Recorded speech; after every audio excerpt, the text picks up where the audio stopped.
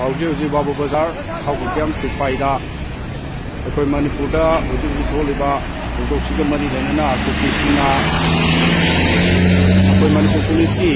चाना थंगनबा अमता पीदबा blockade तौसनगिबा सिगी मायोक्ता अखोइना counter blockade अमा हुजी तौरी अदुना मोरे तमना पुछनगदबा चाना थंगनबा खुदिमकसिंग असि अखोइना चेक तौरगा पुछनबा यादनबा थिंजनबा होनजरी मरम असिना यारिमखै अखोइजे जमदम असिदा लेरिबा लंबी असि मोरे तागु लंबीदा लेरिबा सिना हारिबा काउंटर ब्लॉकेट असि तौबिरगा अखोइगी मायोक्ता अखोइगी मणिपुरगी स्टेट फोर्स की चाना थंगनबा थिंगलिबा असिगुमना अखोइनसु मखोइगी चाना थंगना पुरिबा गारिसिंग असि अखोइना थिंजलगा मखोइगी मफमसिंग असि यावंदनबा होनबियु मियाम पुन्ना